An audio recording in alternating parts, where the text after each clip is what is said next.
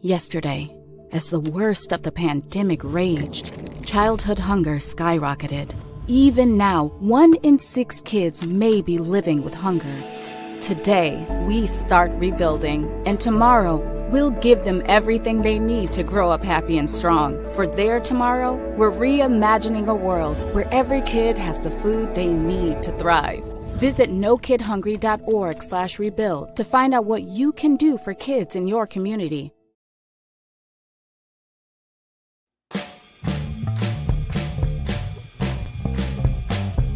As a community, we build empathy, curiosity, joy, and connection when we share stories with you. Welcome to Storytellers Project, part of the USA Today network. Hi, I'm Lee Guidry, Children's Issues Reporter for the Daily Advertiser in Lafayette, Louisiana. We so appreciate you sharing your evening with us. Tonight, we're joining Humana, No Kid Hungry, and 5 Americans from across the nation to create community. Since 2016, the Storytellers Project has brought more than 100 shows each year to communities across the country. But we've canceled our in-person season as part of the USA Today's network's response to the ongoing pandemic. So, we've handpicked incredible storytellers and inspiring people to bring you a show about the meaning of home and all the rebuilding and reimagining that requires, that will be charming, funny, relatable, and touching. First, let's say hi to our storytellers tonight. Shaletta Brundage of Minnesota, who has family ties to Lake Charles. Justin Calais of Lafayette. Brittany Cook of Baton Rouge. And Charles Garrett of Lafayette, and Diana Catch-Lennon of Lafayette. And we will have a Q&A with Pamela Taylor, Chief Communications and Marketing Officer for No Kid Hungry, so we can learn a little more about how all of us can help. Because tonight's show benefits No Kid Hungry, and you can donate right now by going to nokidhungry.org/USA Today. Here's why. 1 in 6 kids in America today could face hunger because of the coronavirus. In the wake of the pandemic, millions of children are still living with hunger. Rebuilding starts with feeding every child in every community. With generous support from Humana, No Kid Hungry is helping schools and communities get the food, support, and equipment they need to feed children. Humana is proud to support No Kid Hungry in helping to connect kids to healthy meals, and they're making your donation go even further by matching all donations through this page up to $25,000. Child hunger is a very real problem in America. But unlike a lot of things, there are real workable solutions, and No Kid Hungry and their partners are experts at making them work. This crisis has shown that unemployment and hunger can touch any family, anywhere, anytime. And it's on all of us to ensure kids get the food they need, regardless of circumstance. No Kid Hungry is singularly focused on not just fighting childhood hunger, but ending it for good. Through emergency grants, hands-on guidance, and rallying the right people, like you, they're helping put meals on the table for hungry children. Again, you can be part of the solution at nokidhungry.org/USA Today. So tonight's show is not a TED Talk. It's not Toastmasters, not a how-to talk, an inspirational speech, an educational lecture, or a slideshow. We won't sell you anything except maybe a subscription. And of course, we're asking for donations to No Kid Hungry to end childhood hunger. This is storytelling, and storytelling is based on visiting. You open your heart and your mind, and you pay attention to a person you care about and want to feel closer to. So we invite you to do that with us tonight. Some of these storytellers will be polished and professional. Some will be casual and conversational. We ask you to receive all of them because that's how community change happens. We believe creating empathy and understanding is vital, especially in times of uncertainty. All right, I'm excited to welcome up our first teller, Shaletta Brundage.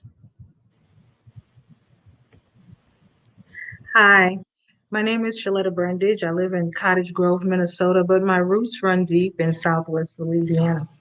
My father was born there. My mother has relatives there, and I got my first job out of college right there in Lake Charles, Louisiana. I remember it like it was yesterday. Hurricane Laura came ashore and decimated the city of Lake Charles, caused millions of dollars in damages in Southwest Louisiana. All of my father's sisters and brothers, my first cousins, live right there in the Bayou State. And so after Laura blew through, causing devastation, I checked in on my kinfolks to ask them how they were doing, and everybody was okay. The folks who stayed behind. Everybody was safe, happy, and healthy. There were a few blown windows, a couple of downed trees, but at that point, no loss of lives. And I remember going on Facebook and telling all my friends, thank you for your prayers. My family is safe. I went to bed thinking everything was okay. The next day, I got a call from my mother telling me that not one, not two, not three, not four, but five of my relatives had all died overnight from carbon monoxide poisoning due to a generator at their home. I could not believe it. We had just checked in, found out that everybody was okay. I cried, I grieved, but my family's legacy is giving. We have always been givers. And so I looked around my house to think, how could I continue the legacy of my aunt, two uncles, and two first cousins who had just passed away? How could I put my grief aside to help the people picking up the pieces of their lives, trying to rebuild in Lake Charles, the hometown of my father, his birthplace, where I got my first job, where I fell in love for the very first time? And I looked around my house and I thought, what do I have? Even if I took all the money from the four of my children's college fund, I may be able to pick up a tree or clear a road. But I wanted to do something big. I wanted to do something great because all the news reports I had seen, I kept seeing kids who were standing in line for food, who were standing in line with their parents for shoes and clothing and water and tarp. I wanted to do something for them. They had lost everything. And I thought, I can't do something for one kid without doing it for another. But what do I have? And I heard God say in my spirit, every little bit helps. So I prayed and realized that I've got these autism children's books that I've written. 3 of my 4 children have been diagnosed with special needs. They have autism. And I wrote children's books to educate people about autism. Cameron Goes to School is the story of my daughter's journey as she heads off to kindergarten as a little Black girl who's nonverbal. And Daniel Finds His Voice is the story of my son who was nonverbal until he learned to talk through music. I called up the publisher and I said, I'm going to get all of my books out of the warehouse. I'm going to load them up into my Camping World RV. I'm going to drive down to Lake Charles and I'm going to give away these books. And then something magical happened. Folks who publish children's books, who are writers, right here in Minnesota where I live now, all decided that they would donate books to my cause. I was overwhelmed. I went down with about 3,000 books for children. And then Manhattan Toy Company, a toy distributor right here in Minnesota, heard about what I was doing, and they loaded me up with 2,000 plushies so that kids would have a new friend to sleep with. And I thought, this is great. I'm going to go down to Lake Charles. I'm going to give away these books. I'm going to give away these toys, and I'm going to see these kids smile. This is going to be incredible. So I load up the RV. I don't even have room for my kids because it's full of books and plushies, and I'm feeling good, and I want to get there, but I don't have a way to contact anybody Television stations are down. News wires are down. There's no way to get the word out. So I got on Facebook. I said, meet me at the Calcasieu Public Library in Lake Charles, the main branch. I'm going to have books and plushies for your kids. See you there Saturday morning at 10 a.m. And I'm driving down in my RV thinking this is going to be great. I'm feeling really good about going down there and blessing the kids and, just making them smile and seeing them feel good until I got over that I-10 bridge. And then reality set in. I got to the top of that bridge and I could see down. And I saw holes in rooftops. I saw cars overturned. I saw trees, tree limbs, and tree branches lining the roads. I saw people standing in line for a hot meal with no shoes on. I looked at my husband at the time and I said, we got to turn this RV around. These people need shoes. They need clothes. They need money. They need transportation. They need somebody to fix their roof. They need somewhere to sleep. We're coming down here with an RV full of plushies and books. They're going to run us out of town. These people are going to cuss us out. I don't even have a hot dog to give away. And he looked at me and said, if this is what God put on your heart, this is what we're going to do. I took a deep breath. We got to the Calcasieu Parish Library, and we actually had to clear out a spot because tree limbs were everywhere. The library storage was destroyed along with thousands of books. The roof blew away. Water from Hurricane Laura and then Delta destroyed what little inventory they had left. We got back on Facebook and said, hey, we're here. Anybody want to come down and pick up a book and a plushie? We've got one for you and your child because we care. In a matter of moments, cars started lining up. People started walking up. Before I knew it, there were about 30 cars all waiting to get a book and a plushie. And here I thought they were going to run us out of town. They were running to us because they felt the spirit of love that we were bringing them. Teachers got cases of books so that they could give them out to their students when schools opened back up. Grandparents and parents brought their children and grandchildren so that they could get a book and a toy.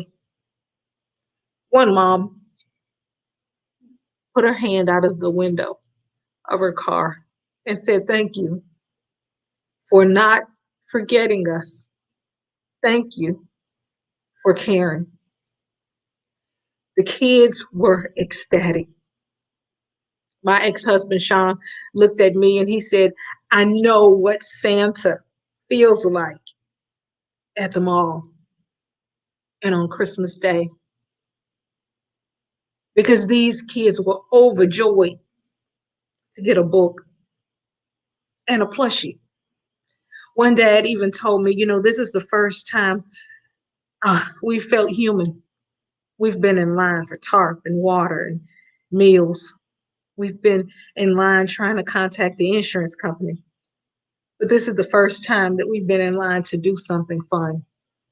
So many people showed up, they had to call the police to direct traffic because people were blocking the streets and lining the sidewalks, trying to get to us, trying to get to the books, trying to get to the plushies, trying to get to the love.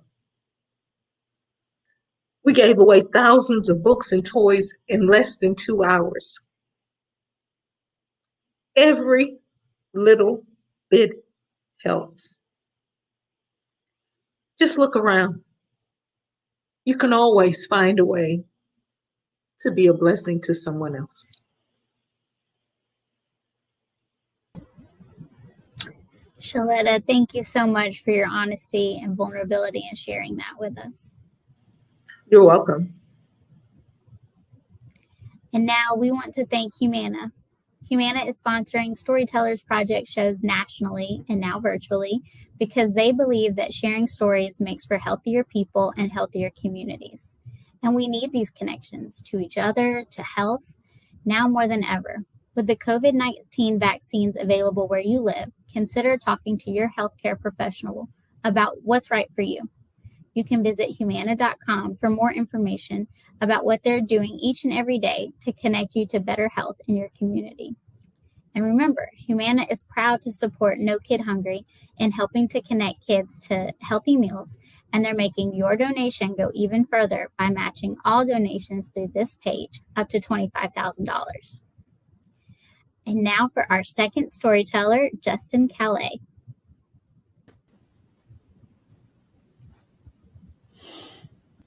When I was a kid in school, a topic we often talked about were different cities around the world.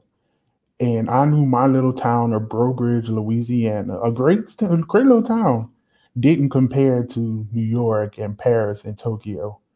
And seeing these big cities interest me. And ever since I was a little kid, I said, I have to see all these cities. I have to travel. And I didn't think that Bro Bridge was going to be my end all. My junior year of high school, I got my first opportunity to leave home. I was enrolled into a residential high school for gifted kids. It was about 150 miles north of Brew Bridge, and I saw this as a big stepping stone that I was taking to become that world traveler that I said to be when I was a kid. Well, I think I might have bit off more than I could chew, and my grades reflected that. So I ended up going back home my senior year, and I got back to making A's and B's that I was used to. But those A's and B's did not cure the disappointment I had that I had to return home. It was time for college, and I saw this as my second chance to leave home and never come back. I looked up schools to make sure that the school was in line with my educational goals, but I also scouted the cities to make sure that I was going to a school that I'd be able to thrive and not have to come home. Well, I wasn't as good at college as I thought I was going to be, and I was even worse at picking roommates. All that stress led me to the decision to take a break for a semester. So between the semester I was taking my break and the semester I was going to return, I was gathering myself together and saying, when I return back to school, everything's gonna be on the up and up. I'm gonna make a bang. And then something strange started brewing in my brain, and I started to have these intrusive thoughts. And at first, I thought they would go away, but they kind of grew more and more. And I said, something's not right with my brain. And I remember approaching my mom, and my mom was trying to figure things out. She's never dealt with something like this before. So I ended up going to a mental facility. This was Memorial Day weekend 2013. I remember it because we went to the ER and they said, you got Lake Charles and Shreveport were your choices. Because Memorial Day weekend is a weekend where a lot of people need beds. So I ended up at this hospital in Lake Charles. It wasn't a resort, but I knew I needed to be there to figure out what was going on. So when I first arrived there, I was devastated. I felt so bad for not being able to control these thoughts. And I didn't know what my life was going to be from that point on. I eventually got used to the hospital's routines. I got used to the 3 meals a day. I even picked up a small habit of smoking that didn't last long. And I refound my love for coloring like I did in school. But that was kind of a placebo effect. That good feeling didn't last long. And I started feeling those intrusive thoughts come back. But I had the feeling that I had to go home. There was no place I wanted to be more than home, which was conflicted with how I spent most of my young life trying to find ways to get away from home. I remember I was trying to fake smiles and fake that I was okay so that I would be released. Well, I eventually was released a few days later, and I went back home. And I remember my family was there with open arms welcoming me back. But I asked my mom to take a walk with me. And we walked around the neighborhood. And during that walk, I revealed to my mom that I was not okay, that these intrusive thoughts were still harboring in my brain, and I didn't know what to do. I fell in the street, and I'm a big guy, and she's a little woman, and she was trying so hard to keep me up. But she said, I got you. And with her help and the help of my family, we found me doctors in the area. We even found a support group.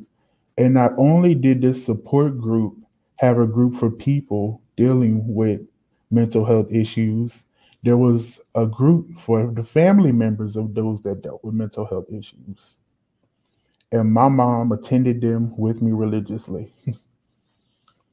And I was feeling I didn't deserve this love and support that this my family was giving me because I tried to run away from home so bad. It was in my thoughts almost every day when I was young that I was not going to stay in Breaux Bridge, which means I would have to leave my family. I mean, I would visit, I would call, I wouldn't just completely desert my family, but I just knew that that small population wasn't something that I wanted to stay a part of until the end of my life. But through my mental health journey, my family had shown me that my home isn't just a physical address, it's a place of love, support, and healing. And I desperately needed that healing. So my family showed me that home isn't to shackle you. It isn't a place where you have to stay. It's not a place from birth to death. And that home can be a place where you get yourself together so that you can advance. And there's nothing wrong, no matter how many times you return home, you should not be disappointed in yourself. And I want to thank my family for that. Thank you, Justin, for being so authentic with us.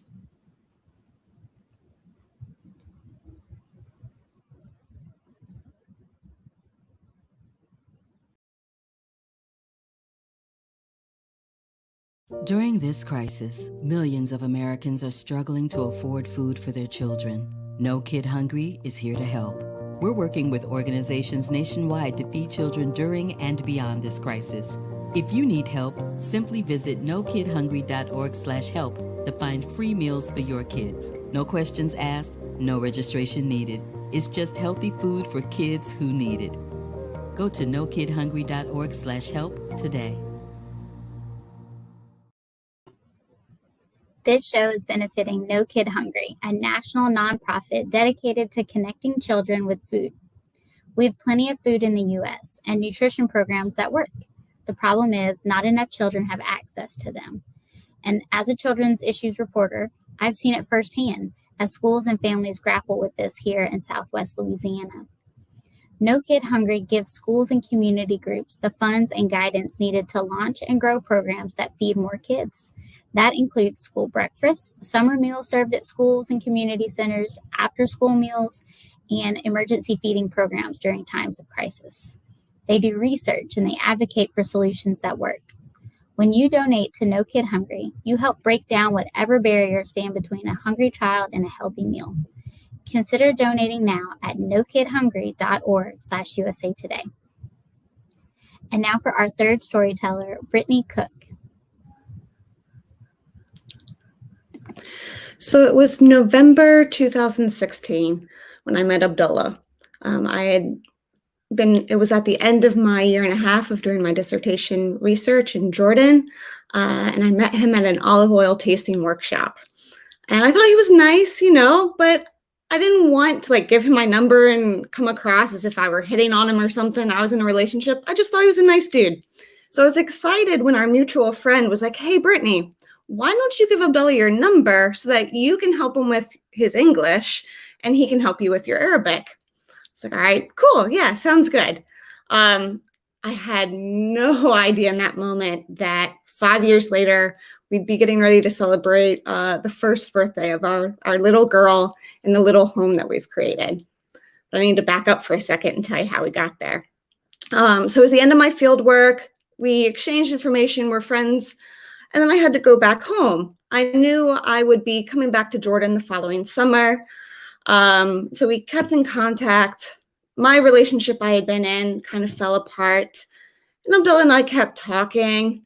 And then it developed into kind of, maybe this is a relationship. Maybe something is here. And so we decided, okay, in the summer when I'm back in Jordan, we'll see what could happen. And for Abdullah, one of the most important things in his life is his family. And so he was like, okay, well, when you're here, why don't you come and meet my family?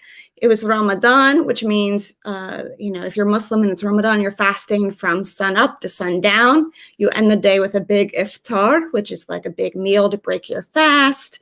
And it's really just a festive atmosphere. And you often end up staying up late and having more sweets and tea and coffee. And it's great. So he was like, come have iftar with my family, get to know them, and we'll give you your own room. You'll have your own space. When you want to go home the next day, we'll take you home. You can stay for iftar number 2, or we can take you home earlier if you've had enough of us. I was like, okay, great. Took the bus. Him and his sisters picked me up. And from the minute I met them, they were so welcoming and nice. Oh, what do you want for dinner? Come on, we'll make whatever you want. And just joking and so warm and welcoming. And so we had iftar. There were little ones running around. At first, they were kind of shy. And then by the end of the night, we're playing that hot coals, hit your hand game. And it was great. I go to bed and I get up in the morning. And often when I have iftar with someone, I like to fast that day, right? So I'm kind of feeling the festivities with them.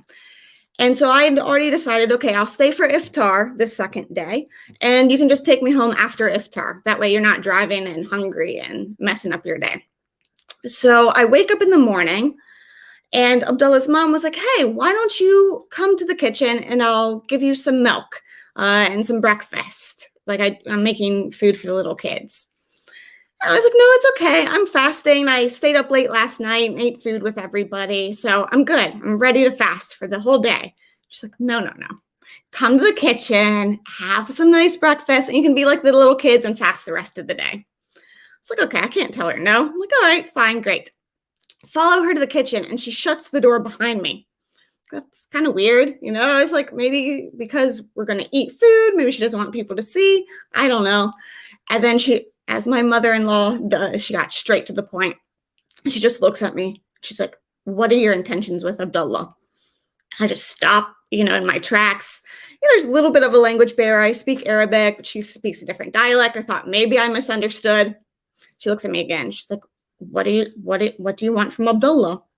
And so, I'm kind of speechless. We're just, starting to date, but dating really isn't a thing in his culture.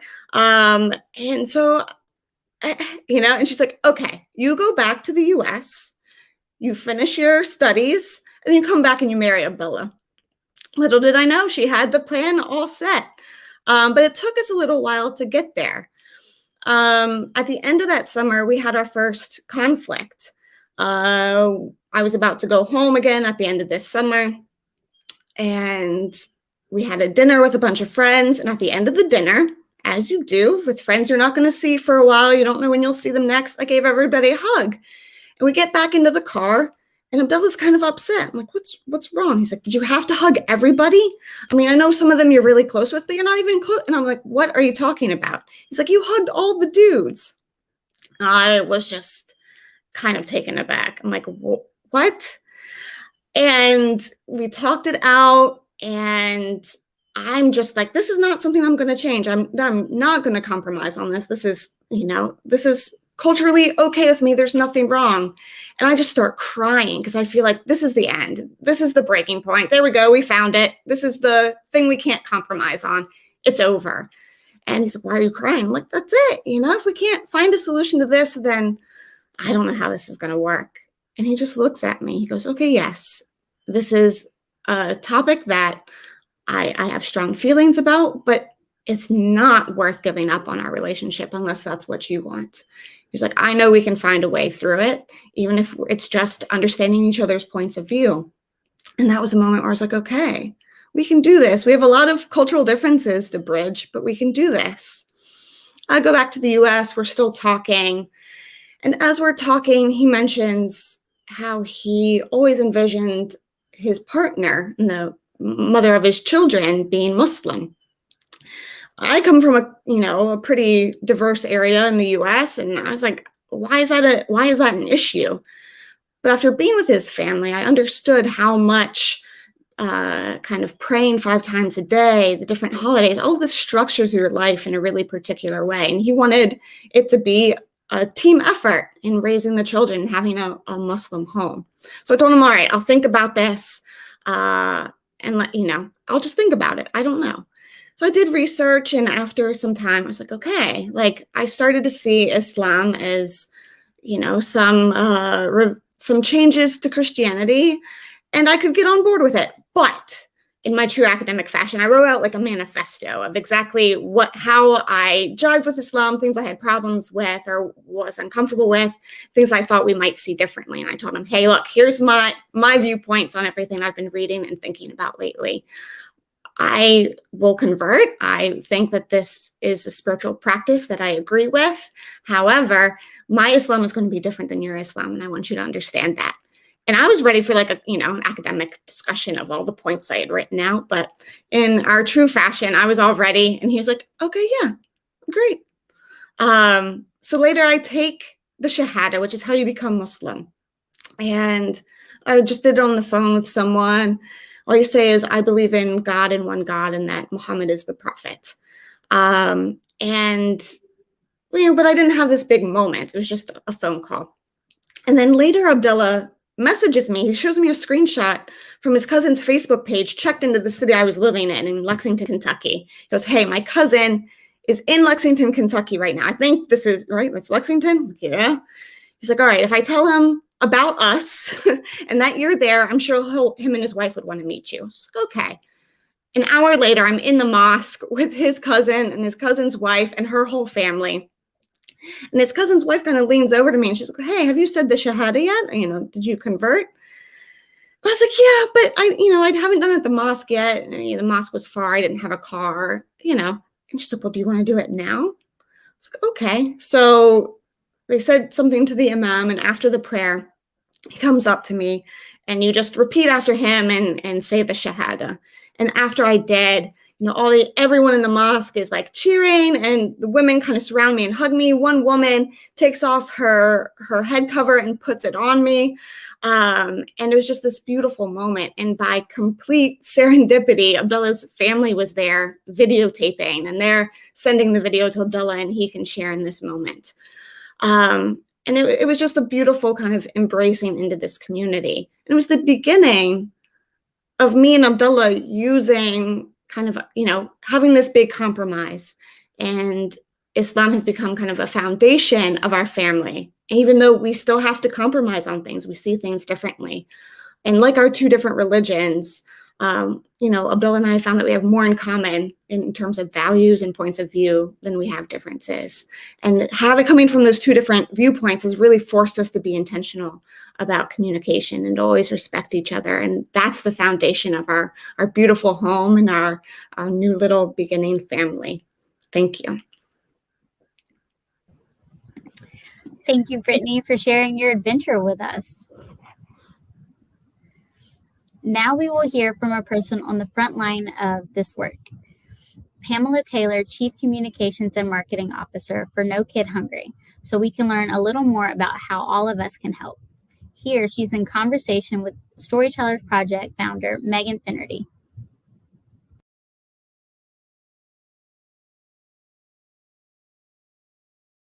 With that, I want to bring up today's Q&A. We're here with Pamela Taylor. She's our Chief Communications Officer and Marketing Officer for No Kid Hungry. And she wants to help us understand a little bit more about how all of us can help. Hi, thanks so much for joining us. Hi, thank you for having me. I'm excited to be here. Aren't these stories like, it's a lot, right? We so appreciate all of the work that you and your organization does. So let's get into it. In the decade before the pandemic, No Kid Hungry and its partner organizations had really made huge strides in cutting childhood hunger. But now some of those gains have been lost. Can you talk to us about that 1 in 6 number, kind of what the situation looks like this school year? Yeah, so, in 2018, we saw some of the lowest rates of childhood hunger that we had seen in a decade. The numbers were about 1 in 7 children, almost 1 in 8 children were facing hunger. During the pandemic, right around March of last year, when everything started to shut down, school doors were closing, and schools were trying to do just what Peggy described, we saw that number go as close to 1 in 4. And we've seen some improvements because of a lot of things that have happened. So the number is this year around 1 in 6 children may be living with hunger. It's not where we want it to be, but we're definitely starting to trend back in the right direction. That's great. That's really what we're here is, right? Like we said before, that there is a solution to these things. I wanted to talk about, you guys really worked hard last year to adjust some of the policies at the federal and state and local levels. Can you talk a little bit more about that flexibility in distributing food and some of the things that you found worked and what you're trying to make durable? Exactly. So just like everyone else, we had to figure things out quickly. And one of the things that we learned right away is there are parameters and restrictions in place on where kids can consume food. When food is given out for school breakfast or lunch or after school meals, that needs to be done on school property. Well, what happens when schools are closed? What are children supposed to do? So we had to, as an organization, work with our advocacy groups, our own government relations teams, and make sure the federal government was willing to make some adjustments so that schools and parents and teachers could get food to kids that weren't at school. So we saw opportunities where parents could come by and pick up meals for their kids without having to have their kids in their car. Initially, when this first started, the kids had to be present. That wasn't the safest and healthiest thing to do. So the federal government recognized that that was probably not the best option, lifted some waivers by the USDA so that parents could come and pick up meals for their kids and take them back home. A lot of what Peggy just described, where they used their school buses and they went into neighborhoods and were able to drop off meals for children. Everybody had to get super creative and figure out what policies do we need to look at differently so that we can meet the need of the people where they are during the time that we're in. A lot of those policy changes, though, have been implemented even beyond where we were this time last year. We've seen things like SNAP benefit increases for families, so that there is additional money for meals and to get groceries and other things that their families need to have nutritious meals every day. We're seeing things that we just didn't know. How long were people going to be out of work? How long were we going to be able to provide the meals that everyone needed. So these additional SNAP benefits turned out to be really, really beneficial to families. Thank you for going into that kind of detail, because I think it's hard for people in the abstract, like government policies and bureaucracies, right? It's kind of hard to picture. So just the specificity around No Kid Hungry and some of its partners saying back to the federal government, hey, if you have 3 kids in a house and they all have different class schedules and they're all different ages, it might be physically impossible for the mom to find, or the dad to find, an hour when they're not all in class, or they all have a break and they can all pile into the car, get the food, prove they exist.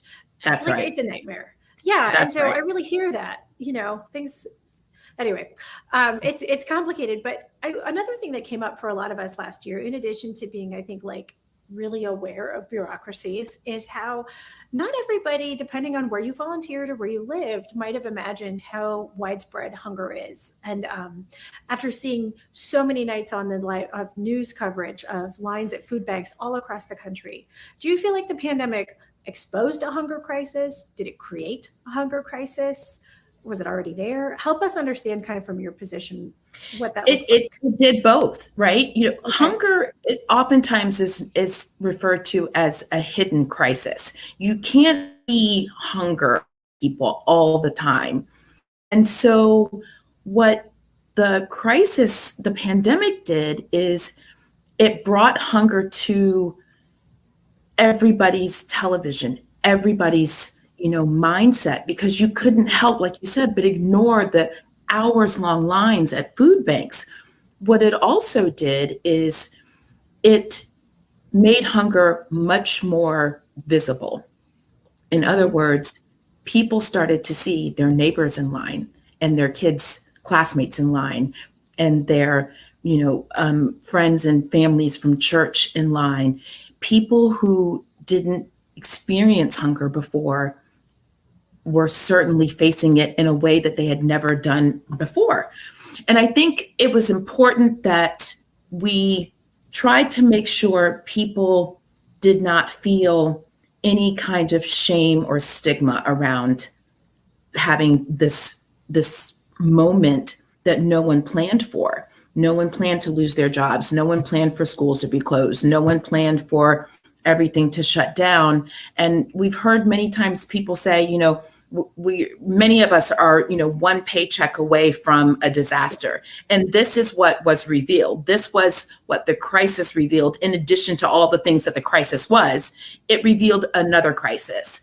And so I think people had a different understanding and appreciation for the crisis of hunger. And this was something that it made everyone kind of step back and say, wow, I didn't know that it was so pervasive. I didn't know that it was so close to me. I didn't know it could come into my own kitchen. And that was something that I think everyone kind of really got a very up close and personal view with last year. I mean, that feels very true. I know I'd have Zoom calls with my family, and it was a conversation I had with my siblings. We all live in different cities all throughout the West, and each of us talked about, where were we funneling our donations and how many people it seemed like needed our help, particularly at the beginning of the pandemic. We have time for one more question, and I want to go back to that 1 in 6 number. We know it's down from at the peak of the pandemic, so we have a lot to be confident that your donations can make a difference. But talk to us for a second about, a lot of people are aware that they need to donate. How does our donation today, where does that money go? How much money have you already donated? Kind of give us a sense of scope. Sure. So the first thing I want to say is the generosity and just sheer humanity of America showed up last year when people saw, neighbors and television screens full of food bank lines. Donations poured into No Kid Hungry, and we are so eternally grateful for everyone that showed up for us. Our corporate partners showed up for us. Partners that we had never worked with before wanted to know, what can we do to help? And things that people didn't even think about, because like I said, no one had faced this before. How do we do this? What do we need? How do we transport a cafeteria full of food to neighborhoods all over our school district? So the money went towards refrigerators and portable coolers and portable heaters, and some areas where people couldn't get to school to get the food. They needed transportation. And so school districts bought vans and shuttles so that they could load them up with bags of food so that they could go into neighborhoods just like Peggy described. There were so many things. We needed PPE, of course. We needed to make sure everyone that was going out to distribute food or hand out food, they were safe and healthy. We had inclement weather, all over the country. Depending on where you live, it could have been really hot or super cold. And we wanted to provide funding so that they could protect themselves from the elements. This was going on every single day for about 16 to 18 months. And here we are. What we are so grateful for is since March of 2020, the numbers just came out yesterday. No Kid Hungry has been able to donate $98 million in grants to schools and school districts and community-based organizations all across the country, to about 2,300 different schools and school districts. That is because people have been so very generous to us. And just like you said, if you could today or sometime in the near future, go to nokidhungry.org/USA Today, we would be so, so grateful. We've not seen a decline in our donations. People understand the crisis, they understand the need, and they also understand how important it is to make sure we have no kid going hungry. Oh man, Pam, thank you so, so, so much for your time today, bringing us these messages, walking us through these talking points. And thank you for doing your job every day. We appreciate it. Thank you for having me.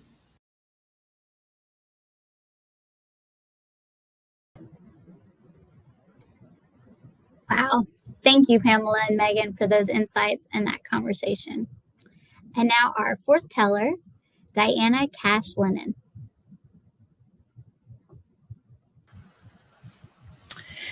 If I had to use one word to describe home, it would probably be dynamic, because my home was not one place, but many places.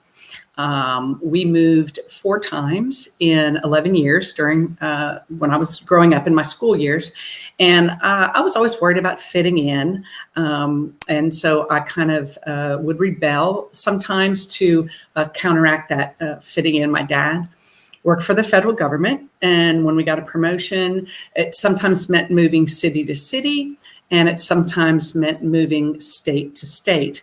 And I remember one time when we were moving, one of these moves, it was a long cross-country move, and I was in the very back of our yellow Plymouth station wagon. A lot of people had station wagons back then, and this was a Woody with that wood-looking contact paper on the side. And I was in the very back, piled on all the luggage, and I was pretending like I was arguing. I was waving my hands and making these faces like, what's going on? And I wasn't mad at anybody in the car, and nothing had happened to make me angry. But I was watching people around me in the cars and saying, oh, I wonder if they're watching me, because I always liked acting. So I was just doing something that I like to do. So this particular move, we were going from Rockville, Maryland to Fort Collins, Colorado, about 1,600 miles. And we had this family of suburbanites moving to cowboy country. So it was going to be interesting. Wonder what it was going to be like being out there. And so usually when we get somewhere, I would acclimate pretty easily, but I was a teenager. I was going into 9th grade, and I had puberty and all these things going on. And I was a little bigger than other people, so I was self-conscious. Was I going to fit in? And I just didn't know. So I was excited, but I was scared, because there were going to be new people and new places and new friends and a new school. All these things that I had to look forward to, yet I had a little bit of trepidation. So we finally got settled, and school finally started. And most times, the first day of school, people would say, oh, we want to welcome the new girl from wherever.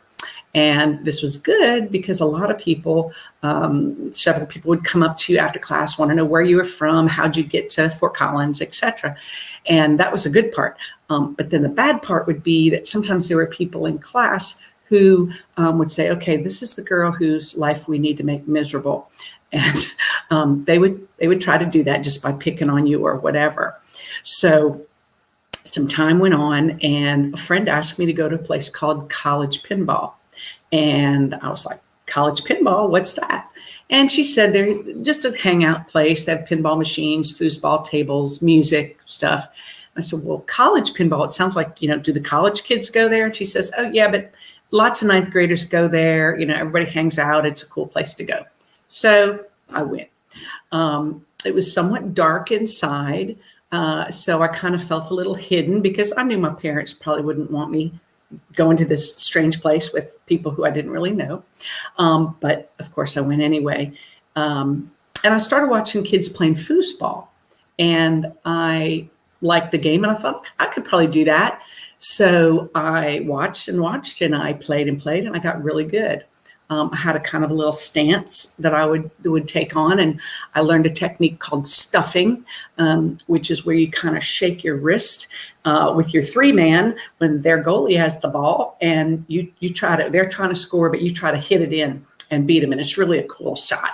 And so I got very good at the game and had a lot of people cheering me on, and I'm thinking, this is great. I feel really good, and I'm just, these people are accepting me. So anyway, that was one of my experiences there. But I did feel the acceptance when I was hanging out at College Pinball. So I hung out there a lot. One of the ultimate tests of some of the people in this group was shoplifting. And I am embarrassed to say that I shoplifted, but I did. And at that time I was told, it's thrilling to get away with something. Nobody ever gets caught. Everybody does it. The store owners expect this to happen, and been given all these reasons to do something illegal. So, I thought about it, and late summer, we went to a store called the Denver, which is like Macy's or JCPenney's, big department store. And everybody in my family went except my mom. So I had my dad, my brother, and my two sisters. My dad was buying tickets to the Gladys Knight and the Pips concert at Red Rocks Amphitheater down south of Denver. And I was just going to wander around while they were doing that. So I had my blue jean bib overalls on, and wandering in the store, I spotted a locket. So I stuck it in the pocket, and almost immediately I felt someone was watching me. Someone's following me. Something's going on. I just felt a presence. So I walked into the bathroom, and I thought, I'm just going to get rid of the evidence. I'm going to flush it down the toilet. And while I was thinking, my little sister walked in and said, come on, it's time to go. So I didn't give it another thought. I met the rest of my family, walked out of the store, and immediately was taken by the elbow and said, we want to talk to you about those earrings in your pocket. And I was like stunned.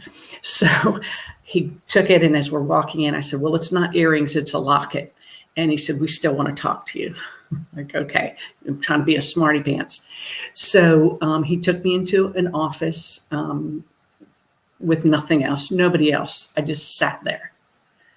I just was left there to think, to wonder what was going to happen. Of course, I was scared to death. I had already been embarrassed and humiliated when I walked out the door. So I sat there, which seemed like forever. They finally came and got me. They put me it took me back outside. My family's still standing there, put me into the back of a police car by myself again, which again seemed like forever, to think and worry. And my heart's just sinking. I'm like, oh my God, what's going on? What am I going to do? Finally, they released me to my dad and my family, who took me home. I was immediately punished. My overalls were thrown away. And of course, as a ninth grader, I'm thinking, they don't love me. They don't care. They don't understand. They don't want me to have any friends, not thinking that I did something illegal. But what I realized is they were trying to keep me on the right path. This is realizing much later when I had kids. They were trying to keep me on the right path. They were trying to show me that choices had consequences. They were trying to show me right from wrong. So I learned that perspective was a good thing to do. And there's two important things about that. One, I never shoplifted again. It was a good thing that I got caught, and and nip that in the bud. And the other thing was, in addition to being somewhat rebellious, I was always the sticker upper for people. If I'd see somebody alone, I might go talk to them at school, or I'd say, "Hey, are you okay? Is somebody picking on you?" And because I was always bigger, I could kind of intimidate that person if they were picking on the underdog. So ironically, moving our homes gave stability, gave family stability, financial stability, moral stability, and that change of perspective became very important as I grew older. So, although I was a teenager full of doubt and fear, I learned that rebellion is not the best way to gain confidence in friends and acceptance. And I realized also that no matter how many times I move, that my home is where my family is, and that family still loves me, warts and all. So I'm thankful for that. Thank you, Diana, for taking us on that journey with you. Tonight's show also is supported by Cox Communications, and we're so excited. Cox is sponsoring the Storyteller Project because they believe in connecting our community with each other and with the people and passions they care about the most. From FaceTime chats and video conferences that make us feel closer to people who are far apart, to the streaming shows and movies that give us something to share with the people we love, Cox uses technology to connect us to each other and to each other's hearts. And Cox is working hard to close the digital divide through Connect to Compete program for school-age children. You can learn more at cox.com/C2C with the number 2. Connecting is exactly what tonight is all about. So let's connect with our final storyteller, Charles Garrett of Lafayette. Hello, how you guys doing? So the kids and I, we engage in this practice where they basically give me feedback on my performance as their dad. As crazy as that sounds, that is what we do. So my daughter, she's the truth sayer. She's my harshest critic. Strangely intuitive for someone so small. When she, like I said, she's the hardest critic. So that being said, you can expect, to take it with a grain of salt because she's going to throw a lot of salt at you. Good thing though is she always says it with a hug, and I appreciate that 100%. My son, he is extremely thoughtful and introspective. He pretty much cuts me the most slack. He sees all the good in everything that I do. So when he does try to communicate, any grievance that he has, I take the time to listen and to really pay attention because, he's usually spot on. Well, one of these moments during our session, giving dad feedback, which never goes well. It never ever goes well, no matter how much I want it to. It never goes well. During one of these sessions, I guess I was distracted pretty seriously. And my daughter, she noticed this and asked, Dad, what's wrong? And like I always do, I told her the truth and told her, that I was thinking about something that happened earlier. And without even looking up, my son, he was messing with a Lego set, engineering some kind of mass space station that he, typical position for my boy. He says without looking up, without missing a beat, Dad, we worry about the past in the past and we worry about the future in the future. So we continued on and, not after I apologized, of course, and we ventured on with the session. Later on that evening, I was thinking about what he had said and, how relevant it was. And I started to think about all the different homes that I was exposed to because I was really grateful at that moment that I had those tiny creatures living with me. So I thought about my roommates, I thought about the different homes, I thought about the moments of growth, and in that brainstorming of instances, a memory came to the surface of the art house. And there's this place that I lived. The art house was a artist commune. And, I had the privilege of calling it home. So with, I guess I can't tell you about being a writer at an artist commune without first telling you how I became a writer, right? So I've been in love with writing as long as I could remember, but the first moment that I knew was, fourth grade. We were given a book report and we had to summer reading for The Call of the Wild. A great book. I'm sure most of us know this book. And the book report was nice and easy. It was 3 pages, no muss, no fuss. Well, I turned in 13 pages of what you would now call fan fiction. I got a C for the project because I, for one, did not follow directions, and 2, I didn't finish the story, but I knew that writing was pretty much what I was going to do for the rest of my life. With that being said, fast forward a few years, and I'm a writer in Lafayette, Louisiana, which is oil and gas country. And it wasn't the place for a writing scene for someone my age. So I decided to go to school in New Orleans and to get out of my hometown and to, do some growing. Unfortunately, because of unforeseen circumstances, when I got to New Orleans and started, enrolled in school, I was homeless for the first maybe 3 months of the first semester. What I would do is go to class, after the last class in the evening, sneak into the classroom, find the corner furthest away from the door, and, tent up right there and try to catch some Z's. In the morning, the janitors would come in to change the trash cans every morning, and they would slam these heavy wooden doors, and that became my alarm clock for the longest time. But when I got to New Orleans, I knew it felt like home. There was not a place that I could visit, not a street that I could visit, or a block where there wasn't inspiration just washing over me. The pen never stopped moving. One of these evenings when I was out exploring NOLA, I ran into a familiar from Lafayette, from my hometown. And she told me about this house that she lived in. And it was very artsy. There had rooms up for rent. And for me to bring my portfolio. And she thought I'd really, really dig it. So, of course, I gathered my portfolio and headed over to 1614 Esplanade. When I didn't know what I was going to walk up to, but when I got there, there was this 1920s style bordello. Felt like it had like 20-something rooms. Large kitchen, large living room. I mean, the place was, 10-foot ceilings. It was just an amazing place. I had to face the fact that I was dealing with 15 different visual artists that were living in this artist commune. I say 15, there could have been more, there could have been less, but me and another gentleman from Baltimore, Maryland, we were being voted in that night. And I was really, really appreciative to be able to spend time with other artists.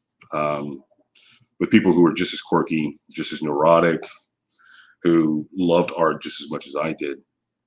For the first couple of months I was there, though, it was kind of terrifying to get caught up in the mix of big city kids. We would go on these missions to acquire different tools and different,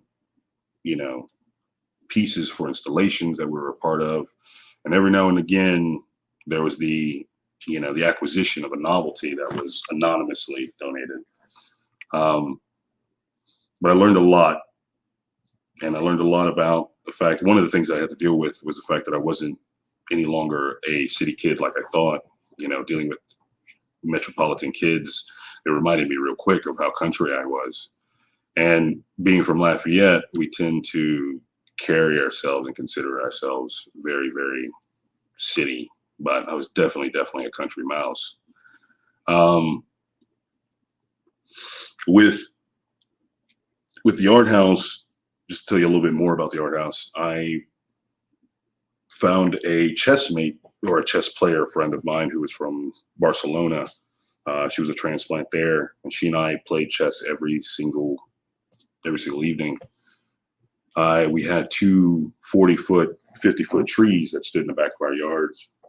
Huge trees. And within the trees were these environments within environments. So we had four-story and five-story tree houses that were connected by this very, very, very large rope bridge. That's a couple of points within each of the trees. You can climb up to the very top and see across New Orleans.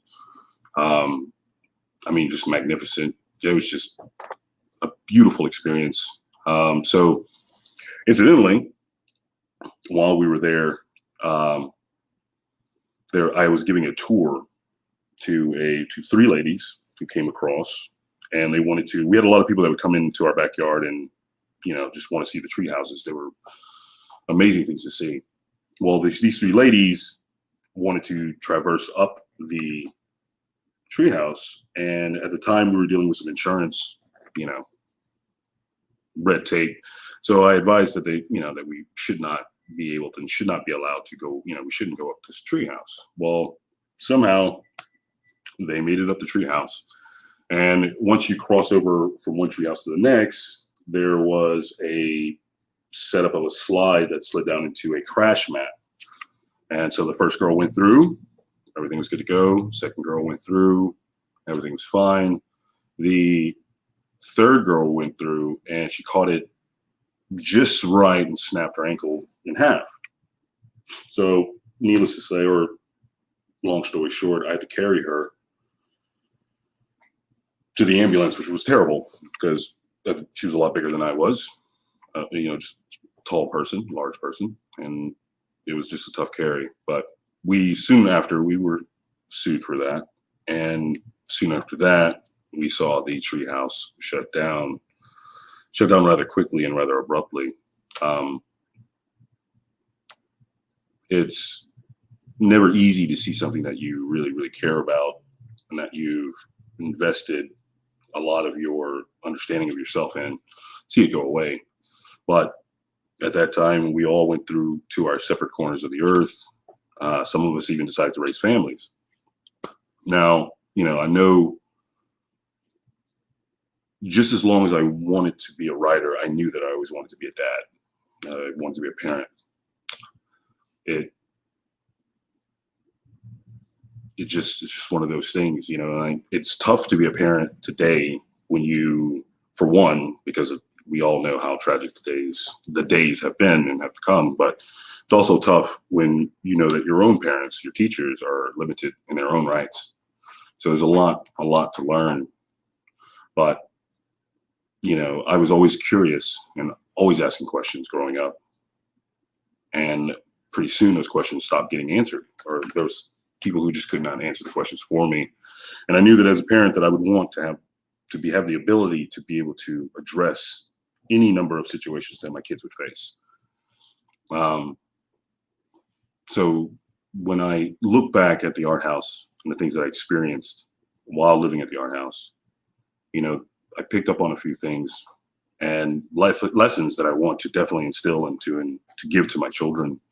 And, like living in such a place, it taught me how to accept people where they're at, and that different walks make different talks. So I needed to loosen up a little bit. I was kind of uptight at the time, and that especially comes in handy now when I'm dealing with my children, because no kid likes an uptight father.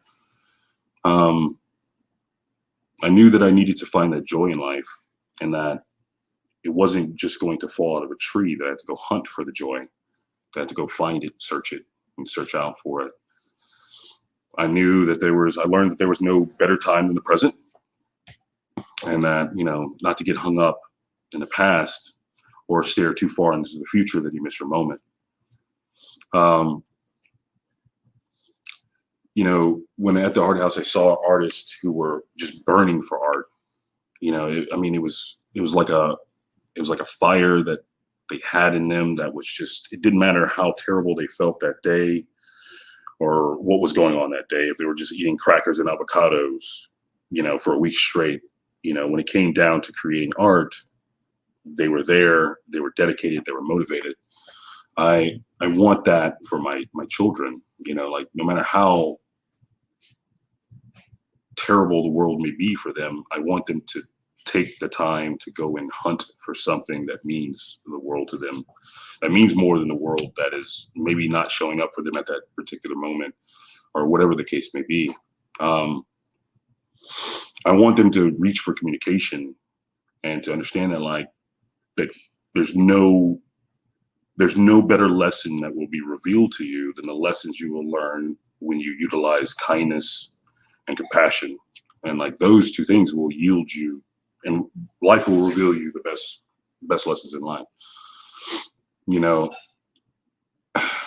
Even when judgment and malevolence is preferred, it's always best, it's always best to choose kindness. Because I know that I'm not perfect at all. I'm a dad who tries his hardest, steps out when he can, always shows up when he can, always shows up. It's not saying when he can, but when I can. I'm open, to learning, to growing, and the close relationships that I have with my children, I attribute to a lot of what I learned at the art house. I can't sacrifice that for anything else. Hopefully building a foundation for them that is strong enough to withstand even the toughest times, because they will have to go through those tough times, and that's just something that they won't be able to avoid as much as we'd like them to and like to protect them from. I still hold close a lot of my relationships that I had with those individuals at the art house. I held them with the utmost respect and love.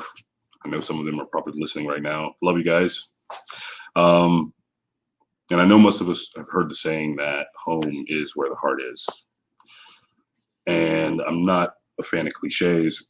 And I will say that I think it's probably a little bit more than that, and that it's a place where we get to see ourselves. It's a place where we get to work things out. It's a place where we can learn to be a family, and we can evolve to be people. So thank you. Thank you for sharing that experience and perspective with us. As a parent myself, I really appreciate that.